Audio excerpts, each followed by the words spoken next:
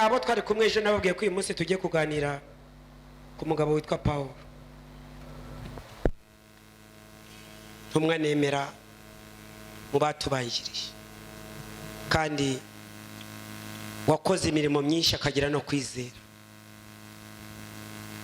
Yakoze imirimo myinshi akagira kwizera akagira kwihangana. Intumwa Pawulo niyo tugiye kuganira.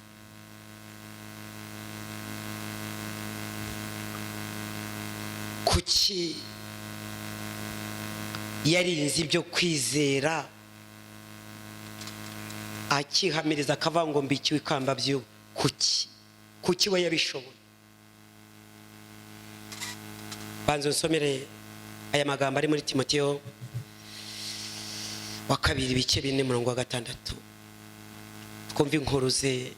Timoteyo 2:4-6. Timoteyo 4:6.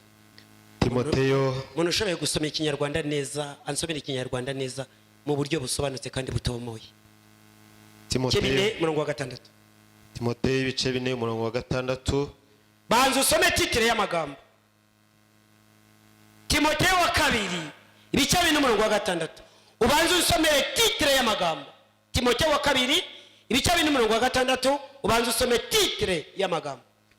Titre iravuga ngo Pawulo avuga ibyiherezo rye. Pawulo avuga ibyiherezo rye asaba Timoteyo kumusura. Murongo wa 6 haranditse ngo kuko njyeweho maze kumera nk'ibisukwa ku gicaniro. Maze kumera nk'ibisukwa ku gicaniro. Igihe cyanjye kirasa naho kirangiye. Uwo ni Pawulo. Mujye mukunda ijambo ariko. Mujye mukunda ijambo we. Ibirayi bisange wamaze kumira ijambo. Mu yandi magambo ubanza umira ijambo mbere yo kumira makaroni. Banza umira ijambo. Mujye mukunda ijambo. Ijambo ry'Imana ni ukuri. Ijambo ry'Imana rirarema kandi ijambo ry'Imana rirahindura. Njya ngunda kubwira abantu ngo nta buhanuzi bwa guhindura ariko ijambo rirahindura. Awi nta muntu muzahura mu butayu ngo guhanurire uhinduke. Uzahindukira mu nyigisho mu nsengero mu masinagogi. Navuze ngo nta buhanuzi bwa guhindura ariko ijambo rirahindura. Mujye mubanza mugerageze mu mira ijambo. Ni mumara kumira ijambo mushireho makaroni n'ibirayi. Ubanza umira ijambo. Iryo jambo rikubera inkomezi ku manywa na nijoro. Rikubera inkomezi wanyu batasenze. Rikubera inkomezi ugeze mu mujyi, ugeze Dubai, ugeze South Africa. Rikubera inkomezi. Ijambo ry'Imana ni ukuri. Ijambo ry'Imana rirarema. Ijambo ry'Imana rirahindura. Soma. Narwanye intambara nziza. Rimwe narwanye intambara nziza. Narangije urugendo. Narangije urugendo. Narinze ibyo kwizera. 3 narinze ibyo kwizera. Ibisigaye mbikiwe ikamba ryo gukiranuka. Amen. Iry'umwami wacu umucamanza utabera azampa kuri urya munsi. Nyamara sinjye jyenyine. Ahubwo nabakunze kuboneka kwe bose. Ahubwo nababikunze bose. Subiriramo. Kuko njyeweho maze kumera nk'ibisukwa ku gicaniro. Uwoni Pawulo yihamiriza ubuhamya ni butatu. Nababwiye ko mu Kristo wese agira ubuhamya butatu. Rimwe ibyo yihamiriza ubwe. 2 ibyo society muhamiriza. 3 iby'Imana muhamiriza. Navuze ngo umukristo wese agira ubuhamya butatu. Rimwe ibyo wiyumva mu bwawe. Nta mukristo utagira evaluation ngo avuye ngo uko ameze kose kuva nakizwa hari ingeso maze kureka n'izindi kirwana nazo. 2 hari uko society kubona kuko abantu bose ntibakuvuga nabi. 3 hari iby'Imana ireba. Ngo ni Pawulo wivuga. Kuko njyewe umaze kumera nk'ibisukwa ku gicaniro. Mu yandi magambo igihe cyanjye kirimo kurangira. Rimwe narwanye intambara nziza. 2 narangije urugendo. Ndangije urugendo. narinze ibyo kwizera gatatu nagerageje kurinda ibyo kwizera ibisigaye mbikiwe ikamba ryo gukira ibisigaye mbikiwe ikamba by'ubugingo icara Riki Warren yabwiye umugore ati umva umugore wanjye nindamuka mfuye uramenye utazavuga ibitabo nanditse ntabwo ibyo ari byo biri important uramenye utazavuga ibitabo nanditse ahubwo ku musaraba wanjye uzandike ngo Riki Warren yaragerageje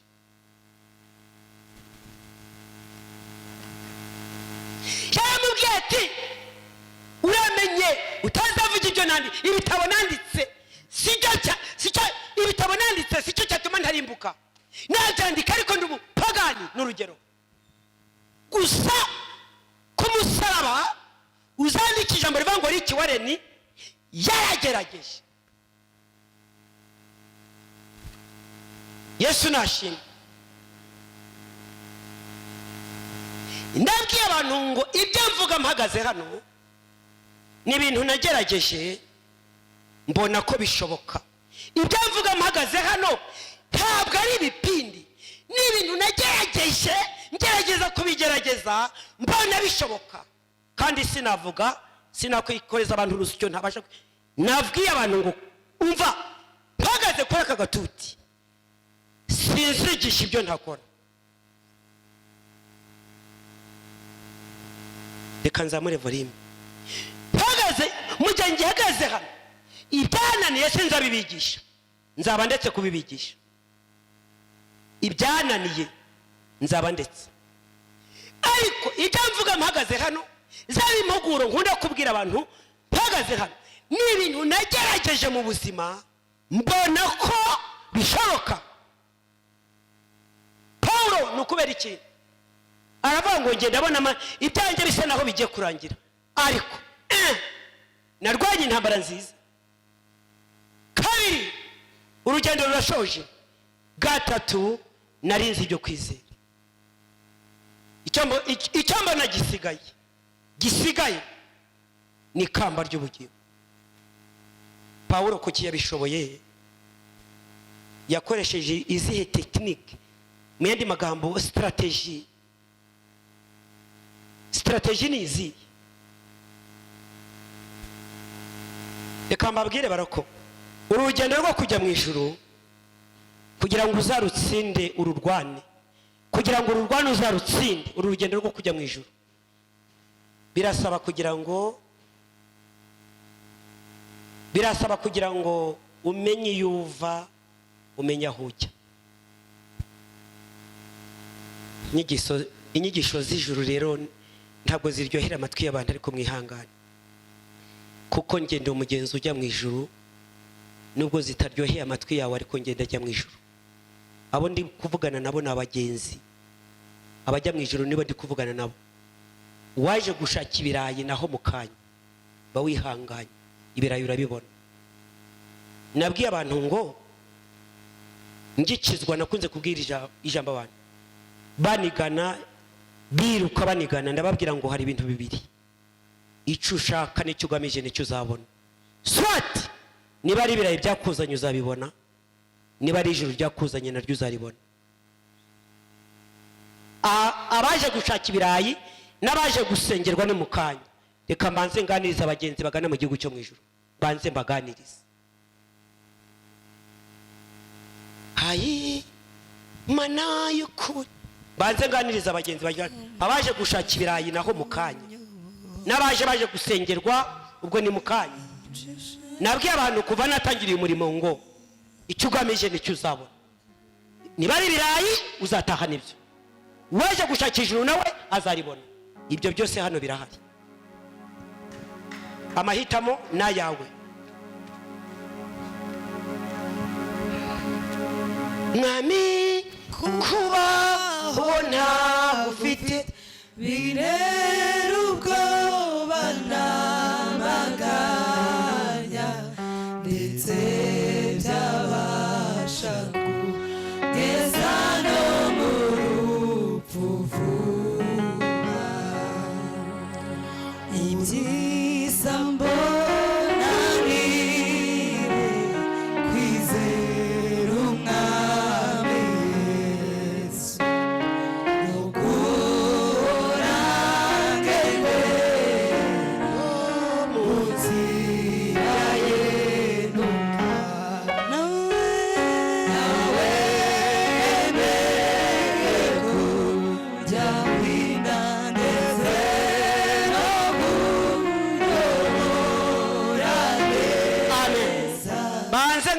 nganirize abantu bafite intego y'urugendo, mu yandi magambo bazi iyo bava niyo bajya, banze mbaganirize kuko mu byo nahamagariwe nabyo birimo. Imana yigeze kumbwira umunsi umwe ngo ubugingo bw'abantu benshi buzarokokera imbere yawe. No kuvuga rero ngo ibyo sinabyirengagiza. Ubugingo, imbaga y'abantu benshi, ubugingo bwabo buzarokokera mu biganza byawe. Kamanzi mbanganiriza abagenzi bagana mu gihugu. Mukozi Imana Eliya abwira ngo Eliya yari yiryamiye munsi y'igiti cy'umurutema amaze gutentebuka, maze gucika intege. Marayika w'Uwiteka aramukomanga aramubwira ati haguruka, byuka urye kandi unywe, urugendo ruracyakomeje. Ntabwo turagira aho Satani atageze imyambi, kandi magingo yatano cyambaye umwambaro w'urugamba. Satani aracyaturasa imyambi kugira ngo igere abacogoza n'abatentebura. Reka nganiriza abagenzi bagana mu gihugu cyo mu ijuru. Waje gushaka ibirayi naho mukanya, nabaje gusengerwa ni mukanya. Ariko reka maze mvugane n'abantu bazi iyo bava naho bajya, kugira ngo urugendo rugana mu gihugu cyo mu ijuru zarurangiza amahoro. Birasaba kugira ngo ubuze aho uva naho ujya. Kandi uru rugendo rw'agakiza turimo, isiganwa n'iryawe ku giti cyawe, kuko isiganwa ry'amagare ari iry'umuntu ku giti cye. Nubwo baba bavindi imwe, urese abashaka gutsinda, isiganwa ry'uru rugendo n'iryawe ku giti cyawe. Pawulo yari mu ntoki. Impamvu Pawulo yabishoboye ni iyi: Pawulo ni umuntu wanditse ibitabo 14. Nagerageje kubibara, yanditse ibitabo 14. Pawulo yanyuze mu ngorane zikomeye. Pawulo yaranzwe, Pawulo yatewe amabuye, Pawulo yatewe imijugujugu. Pawulo ashobora kuba yaranyuze mu bikomeye biriti byawe. Pawulo ashobora kuba yaranyuze mu bikomeye nge ntarabona, ariko yarangije urugendo. Pawulo ashobora kuba yaranyuze mu bikomeye twe tutarabona, ariko urugendo yararurangije. Yaranyuze mu bikomeye, wikwivovota ngo uvuge ngo ariko Mana ubu ngewe amaherezo y'ibi nayaye. Pawulo yanyuze mu bikomeye biriti byawe, ariko yarangije urugendo. Icyambere, Pawulo yari mu ntoki. Pawulo yarameze ati, ijambo rya mbere andika. Pawulo ni umuntu waramaramaje kujya mu ijuru, yaramaramaje kuzarikandagiramo. Ndaje mbahingero zo muri Bibiliya, mu bitabo yanditse no mu gitabo cy'ibyakozwe n'intumwa. Yanditse ibitabo 14.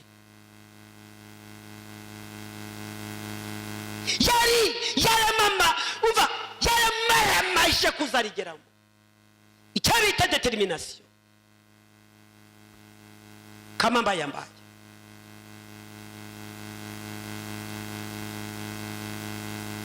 Amen. Yaramaramaje kujya mu ijuru.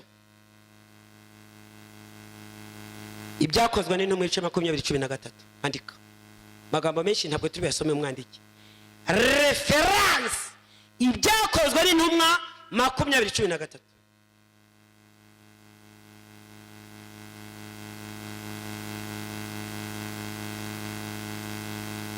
Aya ni amagambo Pawulo yatuye asezera ku itorero rya Efeso, abakuru b'itorero rya Efeso. Pawulo yari intumwa izenguruka imijyi itandukanye, kuzenguruka imijyi itandukanye. Mu yandi magambo yari yaratumwe mu banyamahanga, ariko reba umuntu abanyamahanga batagushije. Narwanye intambara nziza. Niyo mpamvu yavuze ngo narwanye intambara nziza. Rwari urugamba gutumwa mu banyamahanga. Mu yandi magambo, gutumwa mu banyamahanga byasabaga ubwenge buhambaye, imbaraga zikomeza Mwuka Wera. Rwari urugamba. Ibyakozwe n'intumwa 20:13. Ni amagambo Pawulo yatuye asezera ku itorero rya Efeso. Yababwiye amagambo menshi. Arababwira ngo mvuye muri Efeso ngiye Yerusalemu. Yatura amagambo akomeye aravuga ati ariko nubwo ngiye ntabwo ngiye mu mahoro, ndabizi ko hariya ngiye Yerusalemu ari ingoyi n'imibabaro bintegererejeyo, ariko ndagiye. Yari yaramaramaje, jya usoma Bibiliya, asezera ku itorero rya Efeso. Ariko ndagira ngo abantu bajye mwicara mu materaniro, sinkunda gufuka singa ku muntu, mujye mwicara mu materaniro mutuze, ibyo mwongorana ntabwo mbizi. Niba umutira bike mutire bike, ubundi mutuze. Sinkunda gufuka, sinkunda gukoza abantu isoni ngo nkubwire ngo nkubwo muri mu biki, ariko mujye mutuze, mujye muturiza Imana. Yari ibyakozwe n'intumwa y'icamako, asezera ku bakuru b'itorero rya Efeso, arabicaza, ndetse ngo barahoberanye barasengasengana nabo, barangije bararira.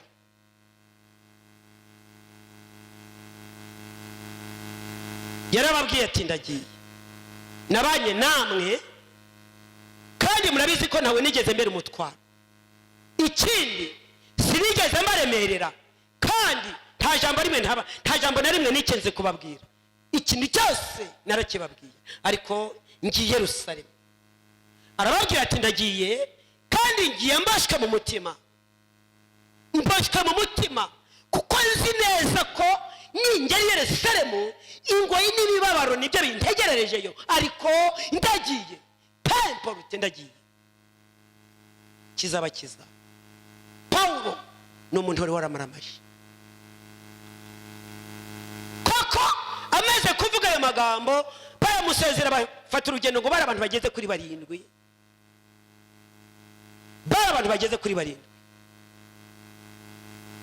bamaze kugenda bacumbika ahantu runaka, urugo bacumbitsemo ngo bahamara iminsi basenga, rwari urugo rurimo abakobwa ngo babahanuzi. Bakiri muri ayo masengesho, umuhanuzi w'Imana araza. Kera barahanuraga we, umva, kera hari abahanuzi batavangiye, batavuga ubusa n'amarangamutima yabo. Umva we, kera barahanuraga, yakurondoraga ari cyangwa ugura i Kigali, akakubwira ngo mbonye ibi n'ibi mu rugo rwawe, ntabwo hari ibi n'ibi, barahanuraga we. Bakiri aho ngaho,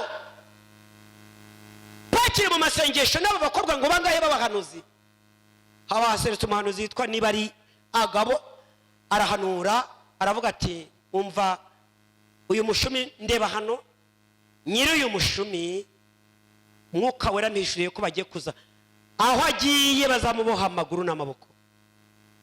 Nyiri uyu mushumi ngo arawibohesha, amaze kuwibohesha aravuga ati kumwibohesheje, aho agiye nyiri uyu mushumi nawe niko bazamugenza. Baba bararize, baravuga bati watubabariye ntugiye Yerusalemu.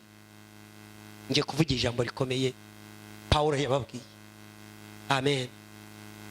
Arababwira ati bararira, baraboroga, baravugira bati watubabariye ukareka kujya Yerusalemu, ukabugumye gato muri Efeso. Arababwira ati niki gitumye murira imitima igahogora? Arababwira turetse n'ingoyi n'imibabaro bintegererejeyo, niteguye no gupfirayo. Yari yaramaramaje, Pawulo yari umuntu wamaramaje kujya mu ijuru.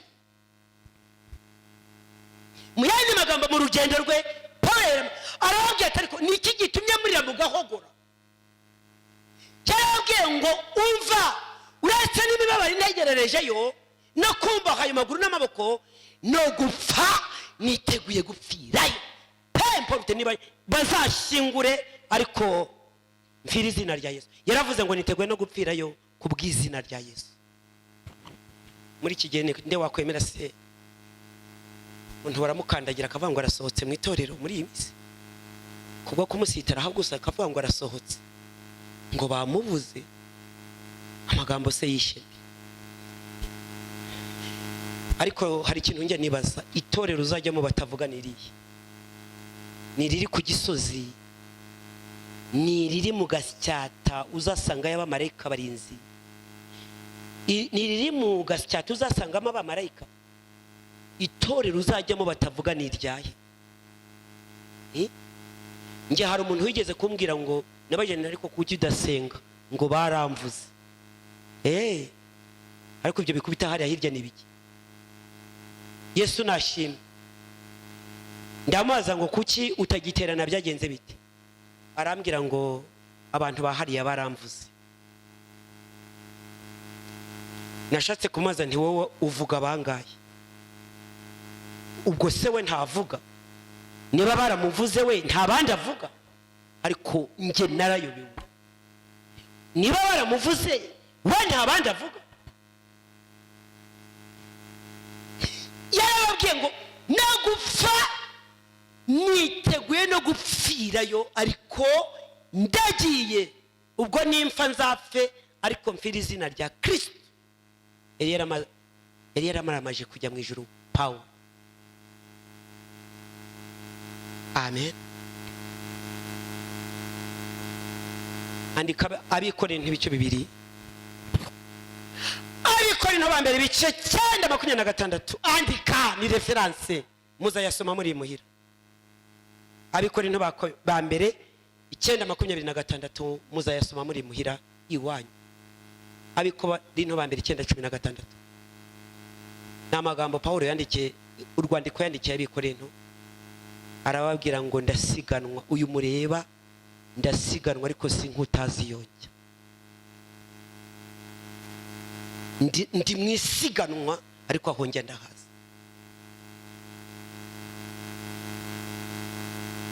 Hari umuntu wavuze ngo indege umukristo utazi yajya ni indege izenguruka mu kirere itagira ikibugira bugweho uwo niwo mukristo utazi ahwajya ni bene ya ndege izenguruka mu kirere itagira ikibuga iri bugweho mukristo utagira yerekwa nuko ateye.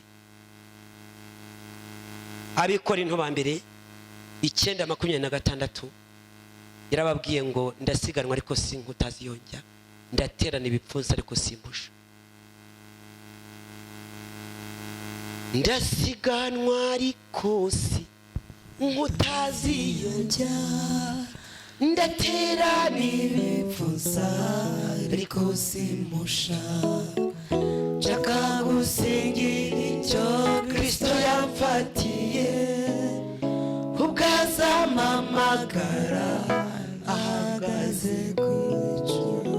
Niyo mpamvu narambirwa gutegereza umwami nubwo umuntu w'inyuma arushaho kubabazwa ariko umuntu w'imbere rushaho gukomera ngakomeza urugendo mfite ibyiringiro. Yari yaramaramaye kugera iyanjye yandika urwandiko yandikira Abikorinto arababwira ngo ndasiganwa ariko sinkutazi yonja ndaterana ibipfunsi ariko simpusha. Amen. Kumaramaza. Andika Abafilipi 3:7. Urwanda urundi yandikiye Abafilipi 3:7 uzayasomera iwanyu. Abafilipi 3 bafite ubute bwo kwandika muri hangana 3:7. Ubundi abana twiganye muri Yerika hari igihe twarangizaga amasaha 2 twiga akambwira ati mpereza note amasaha 2 wakoraga iki ati ntabwo nabuze ibyo nandika. Bene abo ntibatsinda iyo bamanitse amanota kuri 20 asanga afite nk'amanota 4 cyangwa 5.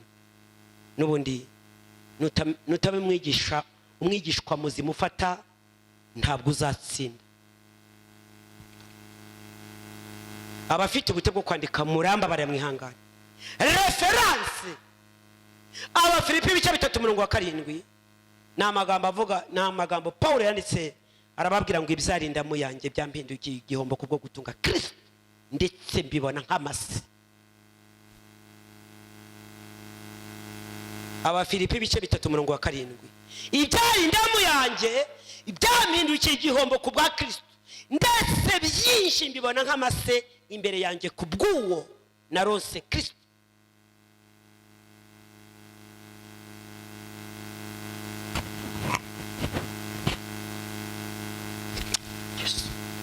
Ibyarinda mu yanjye byampindukiye igihombo kubwa Kristo maze gukizwa byose byambere nk'igihombo kandi bimwe na bimwe mbibona nk'amase imbere yanjye.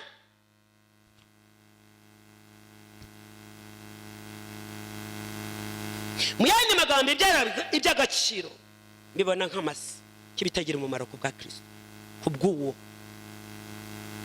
yari yaramaramaje nyine. Ndakwifuriza kumaramaza nawe, ndakwifuriza kumaramaza ariko ndi kubabwira inkuru z'umugabo witwa Pawulo, kitegererezo mu ntumwa. Wahuye n'ibikomeye ariko agakomeza kwa avansi, wahuye n'intambara nyinshi ariko muri mugakomeza. Narwanye intambara nziza, ndangije urugendo kandi narinze ibyo kwizera. Igisigaye ni iby'akamba ry'ubugingo. Icyo ni icyambere. Mu yandi magambo ngiyeho karagiteri ya mbere, ingiki ikintu cya mbere cyafashije Pawulo gusoza urugendo amahoro, yari yaramaramaje icyo bita determination, kwiyemeza. Yesu nashimwe. Ijambo rya kabiri, icya kabiri cyatumye Pawulo arwara intambara nziza kandi akageza ku musozo, amen, kuvuga shiza manga, entre parenthèses, guhamya. Icyo bita guhamya. Munyarwanda yigeze kwita umwana we, nigeze kumva umwana witwa ngo nzuwo nemeye. Kabiri, kuvuga adatinya, ashiza manga, guhamya icyo yemeye. Munsi umwe nkingira mu cyumba cy'amasengesho, ijambo Imana yambwiye, Imana yambwiye amagambo menshi. Ijambo rya mbere Imana yambwiye, ejo nari babwire vuga ngo wowe ngiye kugucura nguhindure kugira uko nshaka. Imana irongera yambwira ngo nguhaye umwuka wo gushira amanga. Gushira amanga ntabwo ari gushira isoni, pardon, gushira amanga so gushira isoni. Ntabwo twahawe umwuka w'ubwoba, twahawe umwuka w'imbaraga.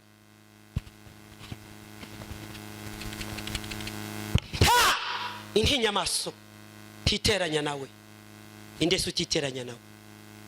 Ukuri umva nkubwire, ukuri ikinyoma kirirukanka ndetse kikagira abafana benshi.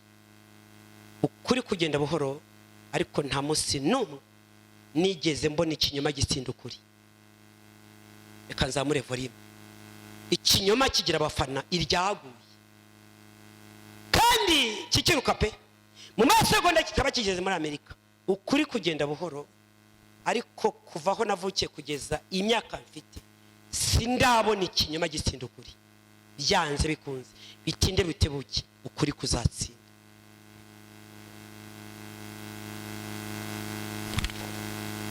Umva, wowe gira ukuri gusa, ubundi wiceceke. Icya kabiri, Pawulo yari umuntu uvuga ashize amanga, nta bwoba mu byayo, nta bwoba. No, oya ya Pawulo ni oya, yego ni yego. Yesu nashimwe. Ikintu bita guhamya, Abagalatiya igice cya mbere, bangu usomeraho gato, ubanza usome titre. Abagalatiya igice cya mbere umurongo wa 11, banza usomere titre y'amagambo. Abagalatiya igice cya mbere titre ku murongo wa 11 iravuga ngo Pawulo ahamya ko ubutumwa yahawe atari ubw'abantu. Ya Pawulo ahamya neza ko ubutumwa yahawe atari ubw'abantu. Njya ngunda kubwira abantu ngo nta muntu wanshundagana muri aka gakiza, nta muntu wanshundagana muri uyu muhamagaro, kuko nta wampamagaye, nta n'uwampaye ubutumwa, nta n'uwampaye message, nta wampaye mission. Niko bimeze.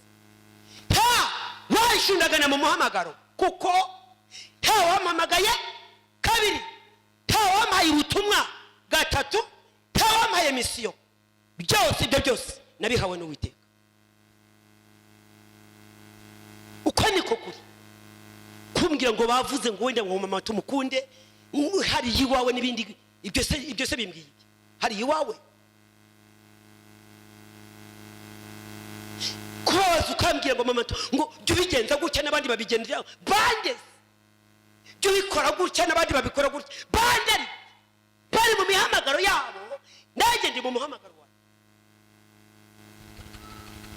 hari inyigisho numva ya traversa inyanja igatraversa mauseya ikagera kuri iyo numva mbishaka.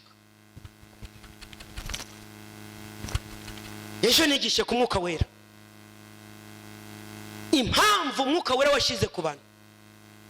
Kabiri, ejo ndongera nigisha ngo kubera iki umwuka wera wagiye abarutaga batakirota bahanuraga batagihanura.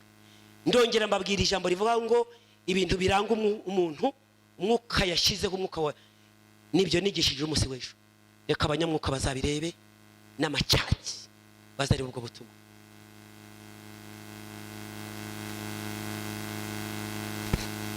Kabiri, Yesu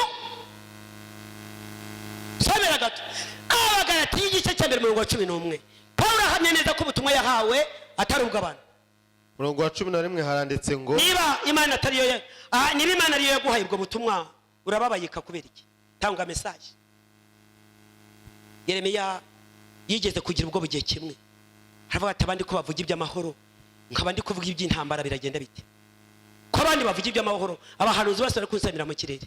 Imana iramubwira ngo nkubwira Yeremiya tabaza ndagutabara. Uruzi iki Yeremiya? Inkoni y'umurinzi waruye neza kuko ndindi ijambo navuze. Reka nze nkubwire muri uyu muhamagaro nta wambwira kugenda ukundi. Ntabwo yigeze ampamagara. Kabiri, nta message yigeze ampa. Gatatu, ntabwo ari wowe wampaye mission ndimo. Soma gatoya. Bene data ndabamenyesha yuko ubutumwa bwiza navuze atari ubw'abantu kuko nanjye ntabuhawe n'umuntu kandi ahubwo sinabwigishijwe n'umuntu ahubwo ni Yesu Kristo wabumpishuriye. Yego guhamya komeza hasi gato. Mwumvise ingeso zanjye nari mfite. Nigeze kumva ingeso zanjye nari mfite ko nakabije kurenganya itorero ry'Imana. Ngikurikiza idini y'Abayuda. Yari umuhanga ngo yageraga ishaka cyane mu kurenganya. Umva guhamya we guhamya uhamiriza abanyamahanga mwanya magambo babwira aho wavuye ubabwiye naho Imana yagukuye. Yesu nashimwe. Haleluya. Umwingerenge ngo twari dupfe ku mbanararabye iyo ntizera. Yego yuko nari nkabije kurenganya itorero ry'Imana no kuririmbura, kandi narushije benshi bo mu bwoko bwacu tungana gukurikiza idini y'Abayuda. Yego kuko nabarushaga kugira ishyaka ry'imigenzo y'idini y'Abayuda. Umva Pawulo yari umuhanga mu mategeko y'Abayuda. ariko Imana yarantoranije nkiri mu nda ya mama ikampamagarira ubutumwa bwiza. Impamagara kubw'ubuntu bwayo. Kandi ubwo yashimaga kumpishurira umwana wayo ngo mvuge ubutumwa bwe bwiza mu banyamahanga. Sinahereye ko ngisha inama abafite inyama n'amaraso, ahubwo nahereye ko ntangira akazi. Umva bene data ndabamenyesha ko ubutumwa nahawe tabuhawe n'abantu nubwo nabyigishijwe n'abantu, ni data wabumishuriye. Kandi mwumvise ko ingeso nari mfite uko imeze kose. Pawulo ngo byageze. Pawulo ni umuntu wakoze mu gihe kigoye. Pawulo kubera nta nubwo abantu ngo bigeze bizera ko yakijijwe. Mbega yandi magambo yarariho impaka nyinshi. Bamwe batizera ko yaba yarakijijwe.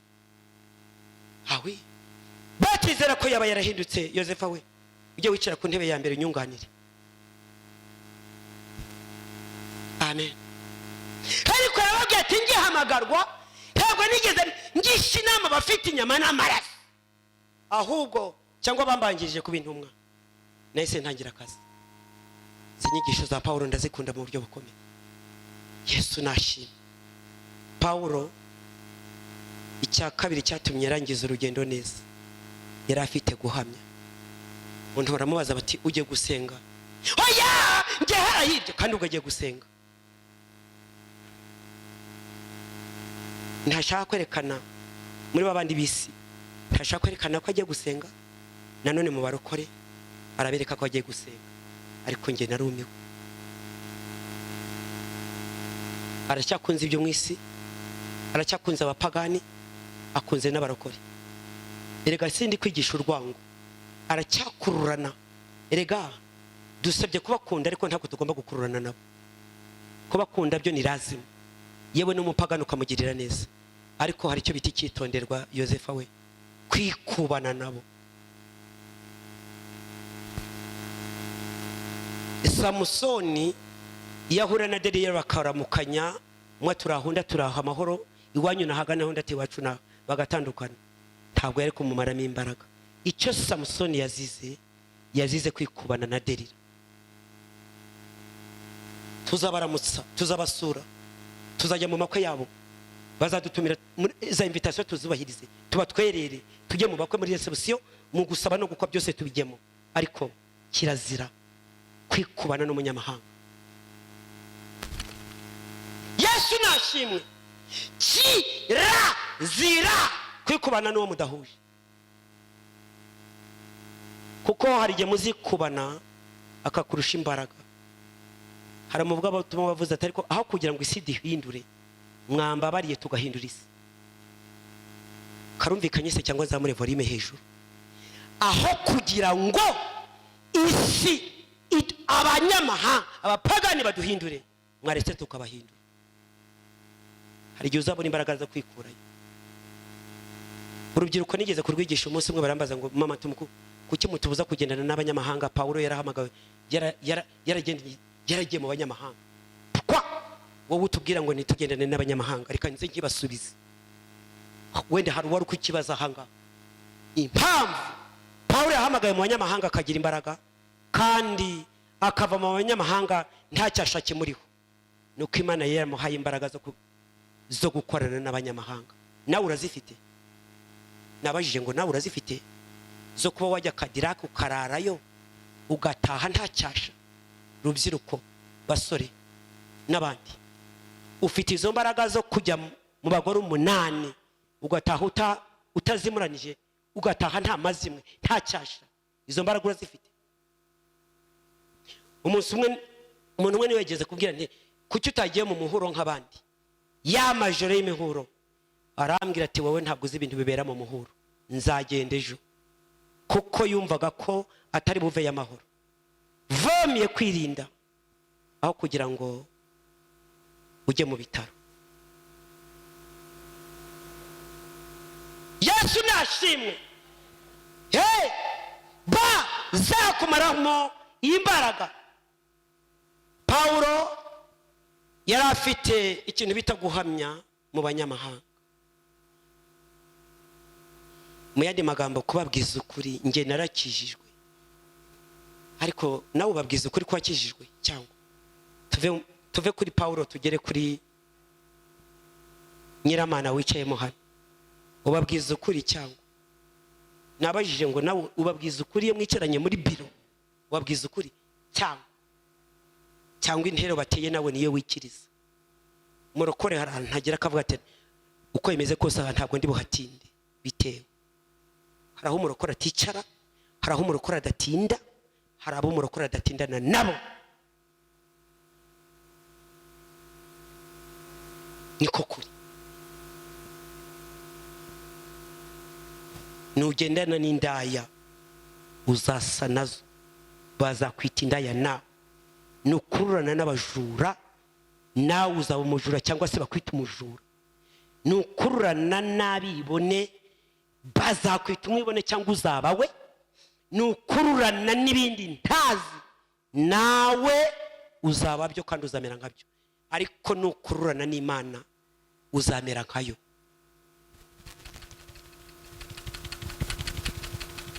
Yesu nashimwe. Muhereze Imana icyubahiro, ariko nubwo wenda ari amagambo akakaye.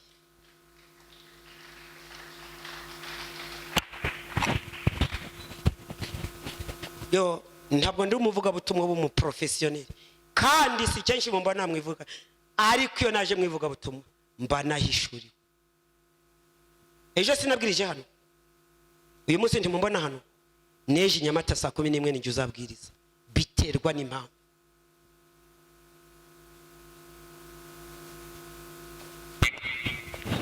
Navuze ngo ejo ntimwamanye kuri aka gatuti, uyu munsi sindi ku gatuti. Neje Nyamata mfite ijambo ryo kubabwira atari imbaraga nyinshi. Kenshi iyo nahagaze ku gatuti banahishuriwe nyigisho z'ibi bihe. Hari icyo bita inyigisho z'iki kinyejana. Ijambo rya kabiri ryatumye Pawulo arangiza urugendo neza, guhamya. Yari afite icyo bita umwuka wo gushira amanga ariko no yari no comment. No. Ariko abakristo b'imisi nyama banyamugirya nino, uri hano arakuruye, uyaharakuruye, uw'imbere arakuruye, uw'inyuma arakuruye, bazatagangana. Imbere arakuruye, inyuma arakuruye, kwa gatanu barakuruye, kwa kane barakuruye, kwa gatandatu ndarakuruye, kwa kangahe ndarakuruye. Ubwo se amaherezo na iyo kururu amaherezo bazagutagangaza.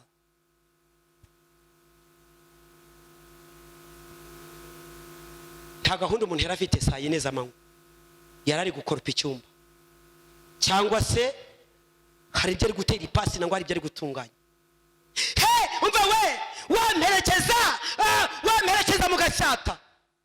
Ubwo se mu Gasyata gahunda mu Gasyata wari wifite ibyo yari gukora, akabara bitaye agafatisha koshi bakabagiye mu mazima.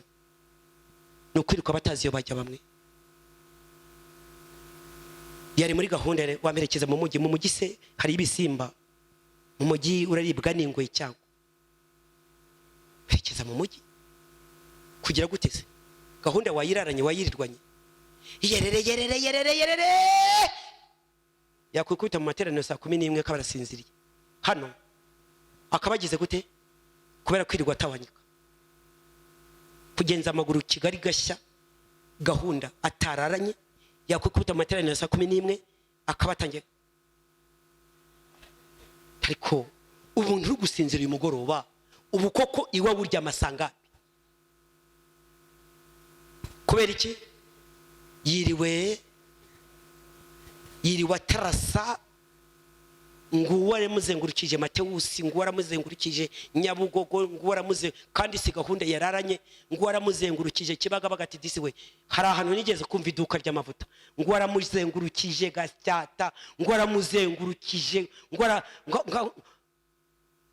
ya ubwo kasa 9 saa 10 akagira agatima twemeze ko singe gusenga. Yakwikubita mu materaniro n'umunaniro wose akabatangiye gusinzira, cyangwa se wakwikubita mu rugo ugiye kurya mu gasi ugahamagara Satani aho guhamagara Imana. Satani wakoze kundinda, none Satani we ukomeze umbikire, arakubikira nyine. Araza korose, namara kukorosa amatwi ayashyiremo ibyuma, yatobora amaso, ayatobora yakunogoremo maso y'umwuka. Urangiza utangire kureba ibitabonwa no kumva ibyo abandi batumva no gucanganyukirwa no kurota ya misozi yo mu Gasyata hari hejuru kuri jari uri kwisimbuka. Nutangire kurota ya mafilime mwiriwemo uri gusimbuka ya misozi yo kuri jari iyo mwiriwe. Izo ndoto nizo ngizo.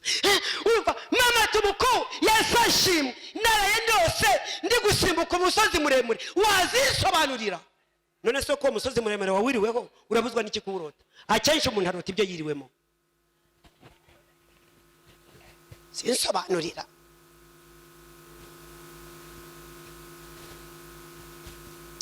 Kozi Imana twarago.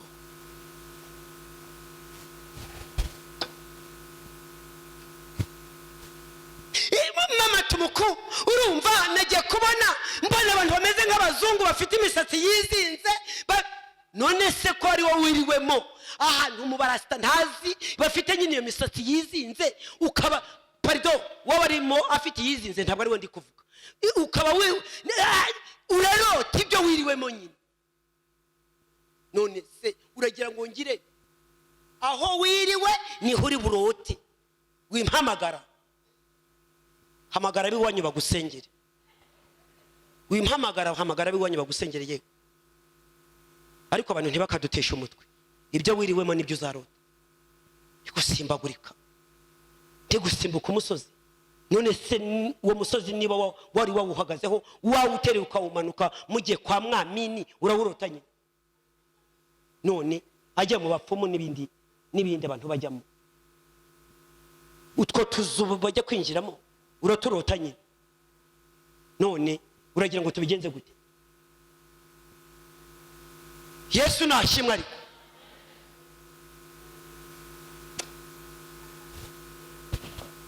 Cyakabiri cyatumye Pawulo arangiza urugendo neza afite gushira amanga no kuvugisha ukuri. Apana ibiraha byose biri gukurura. Bizakurura yakurure nundakurure. Genda utoraguzwe iyo mico hirya no hino. Nicyo cyatumye Salomo ahura na kaga. Ashaka abagore ngo nibare magana ngaye n'igihumbi cy'inshoreke. Buri mugore wese azana ikigirwamana kiwabo. Undi mugore wese azana ikigirwamana kiwabo. Ibigirwamana bimwikusanyirizaho.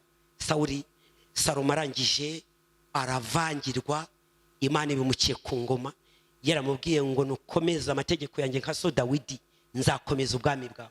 Ararengwa bazanye abagore magana ngaye. Ikigirwamana nta gusenga nta kwicarana nayo, reka da ari mu bagore magana ngahe ngo n'inshoreke ibihumbi bingahe. Bazagucanga. No. Hanyuma niba ari ubwo nigihe cyo kuvuga yewe. Ariko nigihe bari cyo guhakana malgré wenda harimo n'inyungu, ariko hakana. Nyungu zitavuye ku Mana ni fake. Nyungu zitavuye ku Mana ni fake. Nyungu zitavuye ku Mana ni zero. Ikuvugana n'abagenzi bafite inzira zigana isoni mu mitima yabo, abashakijwe. Icya gatatu cyatumye Pawulo akandagira ku icya gatatu ndi kuvugana n'abagenzi yewe. Icya gatatu cyatumye Pawulo asingira kabaho narwanye intambara nziza, avuga ku iherezo rye narinzi ibyo kwizera. Icya gatatu kwicisha bugufi. Ijambo ryitwa kwiyoroshya, kwicisha bugufi. Pawulo yari umuntu wicishije bugufi mu buryo bukomeye.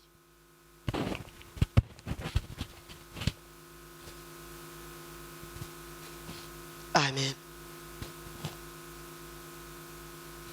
Abikorinto ba mbere icya 15 murongo, Abikorinto ba mbere 15 murongo wa 9 n'akarongo gato yagasomeye. Nubwo abantu gusoma Rwandiko Pawulo yandikiye itorero ry'Ikorinto rwa Abadiventiste iyo bari Abadiventiste barasoma cyane, basoma Bibiliya abantu bitwa abadive bazi ijambo, kandi nta umenya ijambo atasomye, nta umenya ijambo atagize gute. Bisaba gusoma, ntabwo ari mu kirere cyo kugira ubuntu ukajya uhishurirwa, ariko si bose. Ubundi no gusoma, kwicisha bugufi. Vuga iryo jambo Pawulo yavuze. Murongo wa 9 haranditse ngo kuko noroheje hanyuma y'izindi ntumwa zose. Subiramo. Kuko noroheje hanyuma. Kuko njyewe ubwanjye noroheje inyuma y'izindi ntumwa zose. Ndetse ntibinkwiriye ko nitwa intumwa. Ndetse ntibinkwiriye ko nakwitwa intumwa. Kuko narenganyaga itorero ry'Imana. Kuko narakabije kurenganya itorero ry'Imana. Ntago binkwiriye pe. Yego. Ariko ubuntu bw'Imana nibwo bwatumye mba uko ndi. Ariko ubuntu bw'Imana nibwo bwatumye merukomeze. Ntago binkwiriye ko nakwitwa intumwa. Ariko ubuntu bw'Imana bwonyine nibwo nagiriwe icyizere. Paul yanditse amagambo meza aravuga ngo ndashima umwami wanjye wambonyemo kwizerwa, akangirira icyizere, akangabira umurimo we. Ntabwo byari binkwiriye. Amina.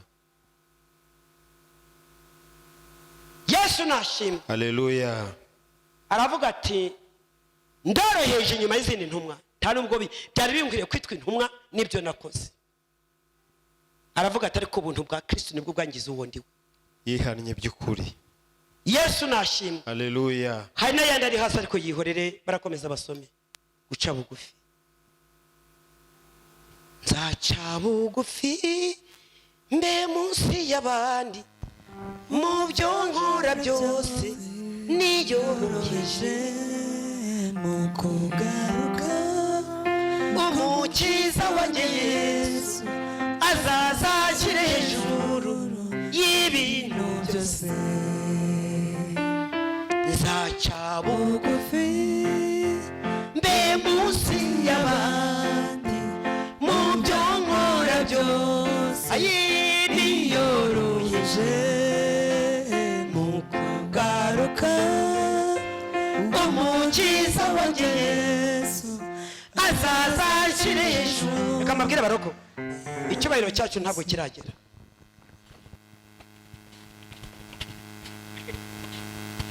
Utarakuramo umwambaro w'urugamba ngo icyubahiro ngo revera kaguhumbya,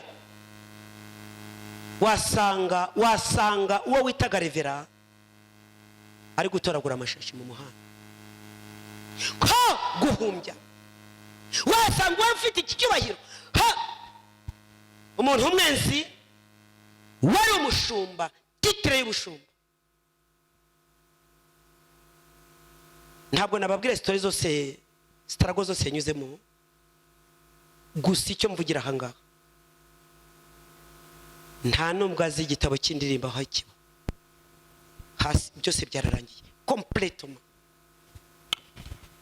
Icyubahiro cyaje ntabwo kiragera.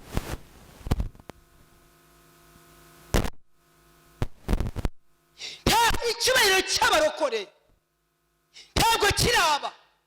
Nzaca bugufi mbe munsi y'abandi niyoroheje mu kugaruka kwa Yesu niwe uzaza akanshyira hejuru. Bikabanzaze ariko reka wamusugere, reka wamusugere nibwo tuzamenya abashumba bubashywe. Reka wamusugere nibwo tuzamenya abashumba nyabashumba. Reka wamusugere nibwo tuzamenya abakristo nyabakristo. Reka wamusugere nibwo tuzamenya abahanuzi nyabahanuzi. Reka wamusugere nibwo tuzabona abakristo banyabo. Reka umunsi ubanzugere, reka umunsi ubanzugere ariko nibwo tuzamenya bavuga ubutumwa bavuze ubutumwa. Reka umunsi ubanzugere, reka umunsi ubanzugere wa munsi turindiriye w'amateka impanda nivuga nibwo tuzamenya ibiri ukuri. Yesu nashimwe yari aciye bugufi, ijya kwicisha bugufi. Hasazira ku itorero rya Efeso biriya bice 20 hari amagambo Paulo yavuze, aravuze ati ndabasezeye kandi mumenye neza ko nagerageze kubana namwe nicishije bugufi niyoroheje. Paulo rya Efeso muzirikane neza ko nakomeje kubana namwe nicishije bugufi kandi niyoroheje. Cyubahiro n'icyo witeka buriya kwishyira hejuru kose kubanziriza kugwa. Impamvu yabishoboye mu mbaraga ze nyinshi no gukora ibitangaza, yewe imbaraga yari afite no gukoreshwa ibitangaza, yarakiye bugufi. Kwishyira hejuru kubanziriza iki? Guhananduka. Kandi iyo ugeze mu bushorishori kugwa kuba kubi kuruta umuntu uri hagati. Reba igiti urebe ubushorishori, wacuriye akakigira hejuru n'uwacuriye ukigeze hagati, kugwa ntabwo kungana. Amen. Uguye yavuye mu bushorishori aravunagurika, ariko ugeze hagati ashobora kutavunagurika ingingo zose, ariko uvuye hejuru bashobora no gutoragura ibipande. Birasobanura iki rero? Imana ni kuzamuruka nugeze mu bushorishori, nudaca bugufi uzagwa kandi uzavunagurika. Ngira ngo byumvikanye. Muririmbyi uzi kuririmba neza ukaba ugeze mu bushorishori, nutamanuka hasi ibizakumanura birahari. Buri icyubahiro cyakumanura neza kikaguhanandura ukavunagurika. Amen. Icyubahiro cyaguhanandura muririmbyi ugeze mu bushorishori, yewe mushumba ugeze mu bushorishori, muvuga butumwa ugeze hejuru mu bushorishori. No kuvuga ngo utoroheje gato ngo wimanure ubwawe wicishe bugufi. Ndakubwiye ngo kugwa gushora kuba kubibagatora ibipande. Mu yandi magambo reka mvuge muri terime y'umwuka, ushora kugwa ubutazabyuka. Imana iduhana umugisha. Amen. haleluya yesu nashimwe yaba muri ugeze mu bushorishori yaba muvuga butumwa ugeze hejuru cyane manuka hasi Pawulo yakoreshejwe imirimo myinshi n'ibitangaza ariko muri uko gukoreshwa imirimo n'ibitangaza yarakiye bugufi yabwiye itorero rya Efeso ngo ndagiye mbasezeho ngiriye Yerusalemu ariko muzirikane ko nabanye namwe ngerageza kwicisha bugufi kandi sinigeze mbabira umutwaro natunzwe no kubaha ibitete natunzwe n'imirimo y'amaboko yanjye ntawe nigeze mbere umusaraba muri Yesu nashimwe haleluya kwicisha bugufi ariko ninde ushaka kuzarangiza neza tega amatwi z'inyigisho ushaka kuzarangiza neza utu tundi ndi kukubwira turimo ibanga irindi banga rya kane ibanga rya kane ibanga rya kane ibanga rya kane Pawulo yari afite impano yitwa kwihangana kuva mu itangira kugeza ku iherezo rye Pawulo yari afite impano yitwa kwihangana mvuge ku kintu kimwe gusa kivuga ngo Abikorinto ba kabiri ibice 12:7 ugeze we nako ku murongo w'9 uzahasoma ntabwo tuhasoma kanu kanya Abikorinto ba kabiri 12:7 kugeza ku murongo wa 9 n'amagambo ni igishakwe Pawulo yagendanaga Abikorinto ba kabiri 12:7-9 byageze naho Pawulo yihamiriza ko ati iki ni igishakwe ngendana kugira ngo nicishe bugufi kugira ngo ntaza kwishyira hejuru ngakabya kwishyira muri biriya kwishyira hejuru kudakwiye birashoboka ko ariyo mpamvu iki gishakwe cyanjeho kugira ngo ndazishyira hejuru mu buryo budakwiye reka mbabwire aya magambo babwiye Pawulo ngo yinginze Imana inshuro 3 arayibwira ati Imana wambabari iki kintu kikankurwaho Imana yamusubije ijambo rikomeye iramubwira ngo ubuntu bwanjye buragwagije ariko igishakura abana nacyo Pawulo yanditse amagambo aravuga ati birashoboka ko iki gishakwe cyanjeho kwari kugira ngo ntazishyira hejuru mu buryo bukabije burenze Yesu ashimwe ariko yagendana gishico nindira amashyira mu yandi maga yahoranaga mushwara ijisho ryaraturumbutseyo ariko yabikoranye umurimo kugeza ku iherezo rye umuntu arara atari ifiriti rimwe ngo ubwo abana babuze ifiriti umunsi umwe yarangiza agatuka Imana afite amaguru yombi n'amaso yose yuzuye yarangiza agatuka Imana ngo kuko abana baraye batariye ifiriti umunsi umwe muri garderobe yuzuye imyenda ariko akavuga ati uko bimeze kose mujye mubyina muririmba Imana yarabambitse kandi garderobe yuzuye imyenda agatuka Imana abantu b'iki gihe sinzi uko bameze intumwa zatubanjirije zari zizi ibyo gukizwa Pawulo yari afite impano ikomeye yitwa kwihangana mu bihe byose Imana imaze kumubwira ngo ubuntu bwanjye buraguhagije Pawulo aratuza ariko w'iki gihe arajya gusengera mu bitaya Imana yamubwira ngo wihanganye gusa iramubwira iti nzabikora ihangane uko yemeze kose nzabikora Pawulo we Imana yamukuriye inzira ku murima iramubwira ngo icyo gishaka uzagipfana ubuntu bwanjye buragahera ariko muri iyi minsi Imana irabwira umuntu ati yoze ihangane yarangiza agatuka Imana kandi ubwo Imana iramubwira iti bawihanganye uko yemeze ndi kubitegura yarangiza agatuka Imana Pawulo Imana yamukuriye inzira ku murima ngo yayinginze inshuro 3 uzase mu Bibiliya wambabariye iki kintu kikankurwaho Imana iravuga ngo ntibishoboka ubuntu bwanjye buraguhagije Pawulo yaravuze ati impamvu iki gishakwe cyanjeho kwari kugira ngo ntazishyira hejuru mu buryo budakwiye amen turi kumwe mu mwuka turi kumwe cyangwa ninde muntu ushaka kugira iherezo ryiza ushaka kugira iherezo ryiza mbabarira unyandikire ututuntu kandi njya nkunda kubwira abantu twasenganye abantu twagendanye depuis des années uyu murimo nkumazemo imyaka irenga za 15 nabwiye abantu ngo ibanga ryo kugendana na Imana ikakugirira neza ni kuzamura manuka hasi kandi ibyo mbabwira no kuri kuzuye kutari kwa Bibiliya ukuri kwamamata umukundi Imana ni kugirira neza gerageza umanuke hasi reka mbeho urugero Imana ni guhereza miliyoni 5 ukazitwaramo neza izaguha 20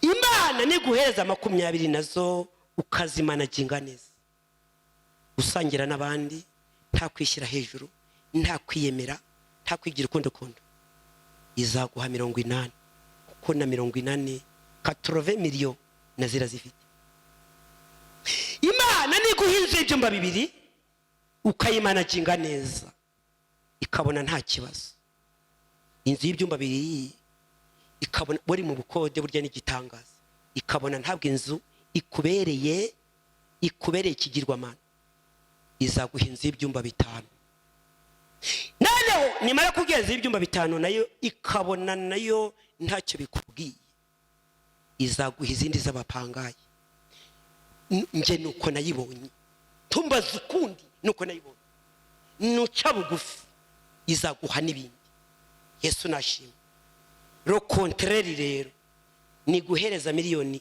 3 ugasaragurika zaba ngo ndicujije 3 warangiza ukazisaramo izavuga ngo ngize kwicuza finale iyo ngira gahengeze 3 ntizimujyane ubundi ngiye kuba mpagaritse wabyumvise ariko ngiye kuba mpagaritse imigisha yanjye kuko iyo nyimuhaye arasara agasizora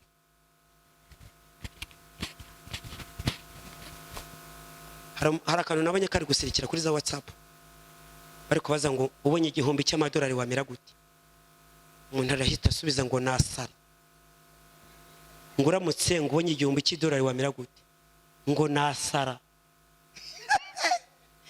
ariko narumye ngo nasara yewe igihumbi cy'idolari ngo nasara harimo abasarada erega Gaspar hari amafaranga asaza nje harabona abonye amafaranga yashajije ariko narumiwe umuntu agahinduka nk'umusazi neza burundu hejuru y'amafaranga ako kantu nakabonye kuri WhatsApp ngo ubonye igihumbi cy'amadolari wamera gute ngo nasara mu yandi magambo ntabwo nabyihanganira ntabwo natuza ngo bikundi n'igihumbi cy'amadolari Paulo yarafite kwicisha bugufi nsigaje kamwe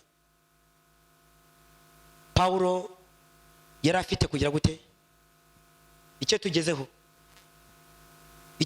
ni iki impano yitwa kwihangana yihanganiye igishakwe Paulo yahamagawe afite imyaka 31 nibwo yatangiye gukorera Imana ayo mateka yapfuye afite 66 calcul mental yari afite 31 hanyuma apfa afite 66 ubwo no gukuramo nyine 66 gukuramo 31 calcul mental ubwo byabananiye koko nanjye numva igisubizo nakibonye kare abari abaswa mu mibare ubwo ngubwo nababonye yari afite 35 yayikozemo umurimo w'Imana arangiza neza ariko icyampa tukazarangiza neza we icyampa tukazarangiza neza Mana nyiribihe igihe wangeneye mu murimo uzampe kurangiza neza Paulo ni 35 nge sinyizi mu kazi kayo ariko icyampa Imana nkorera ikazamba kurangiza neza 35 yarangije urugendo neza akanyuma mpano yitwa kwihangana akanyuma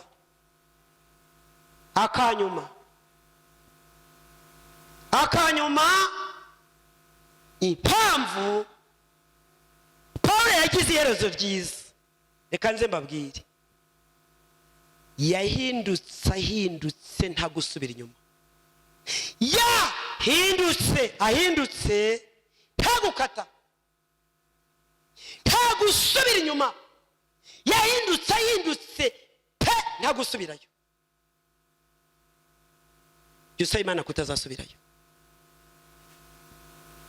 yahindutse ahindutse complètement nta gusubira inyuma. Muri iri torero hari abantu bageze muri uru rusengero tumaranye igihe batigeze basubira inyuma, bazi icyabazanye.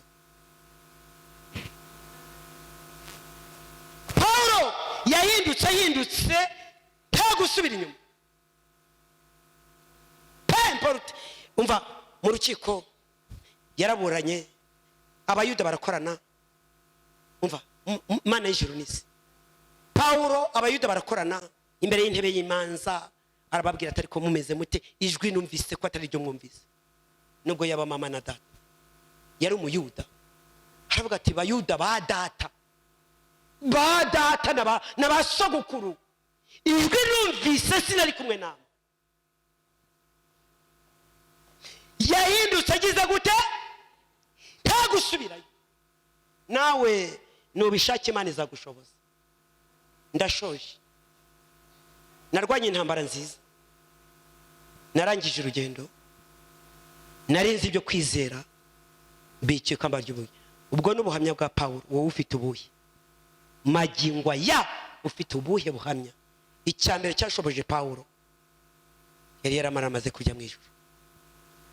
Determination ariko mu yandi magambo bidasubirwaho. Reka mbabwire, ndashaka ijuru datazariba, kandi nurushaka Imana izarikwa.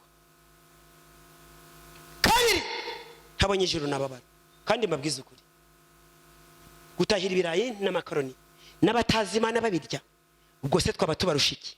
Baguwe neza, batuye neza, bafite amazu meza gusa. Yari yamaramaje kujya mu ijuru.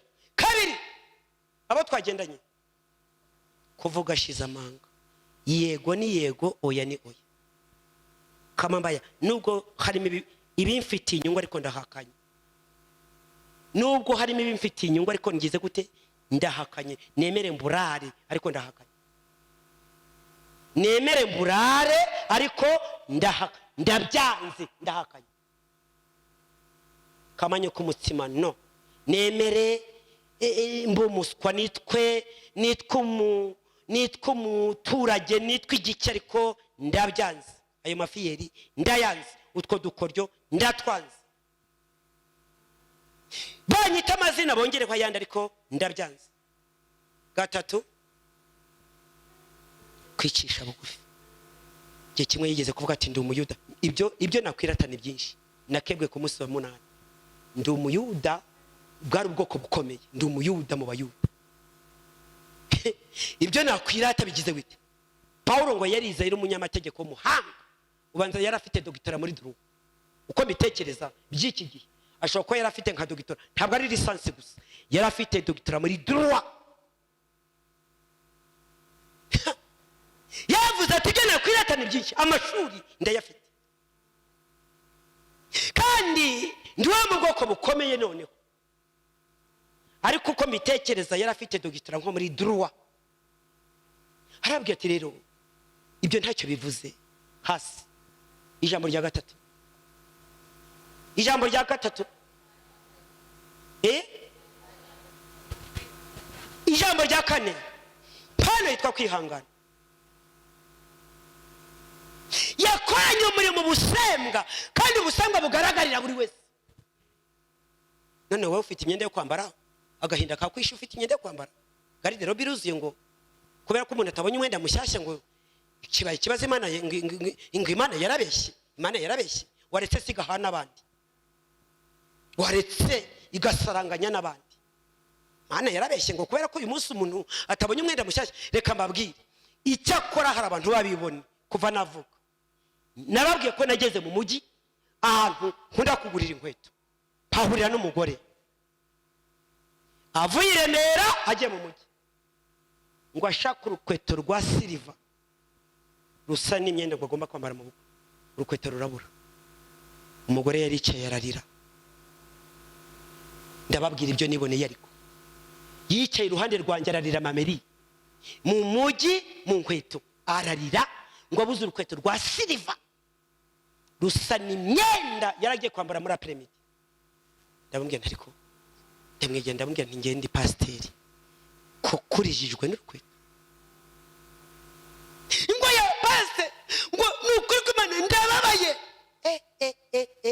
icyakora nabonye abibone mbona abandi nabonye abibone mbona abandi umugore aricara amarira araza arihanagura uwo muntu ucuriza inkweto aramubwira ngo ihangane ngo abuze urukweto rwa siliva ibara ndavuga nti ariko ishyano ryaraguye mu bantu ishyano ryagize gute ishyano ryaraguye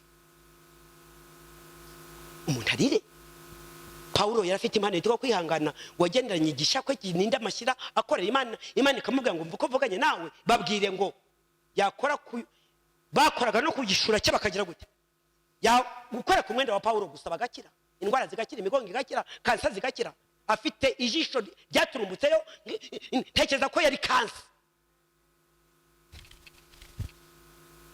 ariko akora umurimo Imana imaze kumubwira ijambo ribanga ubuntu bwanjye buraguhagije yahise atuza icyo bita kugira gute gutuza Imana nivuga kakwe ngo ihangane tuza koko uwo mugore numvise ntangaje ararira amareze ngo mu maso yihanaguza wa mushkwari ndambwira ariko koko inkweto nizo zikurikiye kandi ubwo ngo ibara kugira ngo agende abemeze kandi yashobora gutaha nta nurebye izo siliva yashobora gutaha nta urebye nizo siliva nta uzibonye ariko wabyumvise ubwibone buba mu bantu kwihangana ijambo rya nyuma ni irihe Pawulo yahindutse nta gusubira inyuma uko niko kuri uzakomeze usome ibitabo yanditse 14 usome ibyakozwe n'intumwa naho arimo uzabona neza ko Pawulo yahindutse nta gusubirayo Imana idufashe duhindutse nta gusubira inyuma Imana ituganze Mwuka Wera asobanurira amagambo niba ushaka kuzarangiza urugendo neza utu tuntu ko ari dutanu n'uduhagararamo neza ukabisaba Imana ikagushoboza uzarangiza neza Imana iduhana umugisha amen.